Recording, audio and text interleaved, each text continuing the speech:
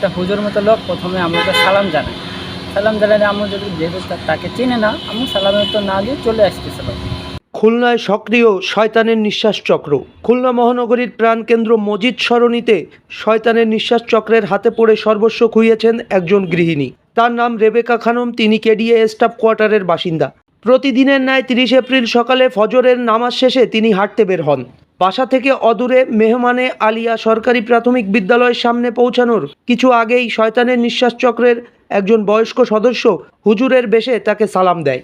তিনি উত্তর না দিয়ে সামনে অগ্রসর হতে চাইলে আশেপাশে অপেক্ষমান অন্যান্য সদস্যরা তাকে ঘিরে ধরে এবং সালামের উত্তর না দেওয়ার কারণ জানতে চায়। কথোপকথনের অল্প সময়ের মাঝেই চক্রটি তার উপরে শয়তানের নিঃশ্বাস প্রয়োগ করে এবং তার কাছে থাকা মোবাইল ও কানের দুল নিয়ে নেয়।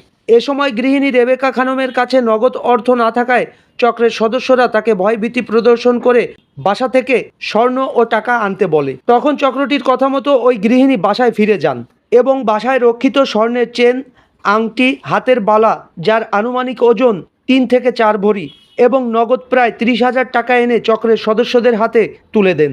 এরপর সে নিজ বাড়িতে ফিরে যান এবং দুপুর নাগাদ তার উপর প্রয়োগকৃত মাদকের প্রভাব কাটতেই তিনি বিষয়টি বুঝতে পারেন এবং শারীরিক ও মানসিকভাবে ভেঙে পড়েন। এ বিষয়ে ওই গৃহিণীর কলেজ পড়ুয়া ছেলে মঈন নাদিম উষার আলোকে বলেন, আমার আম্মু প্রতিদিনই সকালবেলা হাঁটতে যায় ফজরের নামাজের পর। তো 30 তারিখ ভোরেও একই মতো বের হয়েছে। বের হওয়ার পরে আম্মু যখন যায়, তখন যাওয়ার সময় একটা হুজুর মতো লোক প্রথমে আমাকে সালাম জানায়। সালাম জানালে আম্মু যদি যেহেতু তাকে চিনে না, আম্মু সালামের উত্তর না দিয়ে চলে আসতেছিল। তখনই আরেকজন লোক আম্মুকে জোরপূর্বক ধরে নিয়ে গেছে। ধরে নিয়ে বলতেছে যে আপনি এই হুজুরকে কেন সালাম জানাননি? তা আম্মু বলতেছে আমি একে চিনি না, আমি সালাম কেন জানাবো? তো এই বললে তার কিছুক্ষণ পরই আরও 2-3 জন লোক এসে হুজুরের সামনে বলতেছে যে হুজুর, আপনি যে উপদেশগুলো দিছিলেন, আমাদের করতে বলছিলেন, সেগুলো সব কাজে লাগছে। তো এই বলার পর ততক্ষণে হয়তো বা আম্মুকে তারা কিছু হিপনোটাইজ করার মতো কিছু শুকাইয়ে দিচ্ছে বা কিছু একটা করছে, যার কারণে আম্মুর সেন্স ছিল না। তো তারপরে তারা আম্মুকে বলছে যে আপনার কানের দুল খুলে দেন। তো আম্মু খুলে দিছে। এরপরে বলছে যে আপনার কাছে আর কিছু আছে কি না? আম্মু বলছে আমার কাছে আর কিছু নাই। তখন তারা জিজ্ঞেস করছে যে বাসা কোথায়? আম্মু বলছে অনেক দূরে।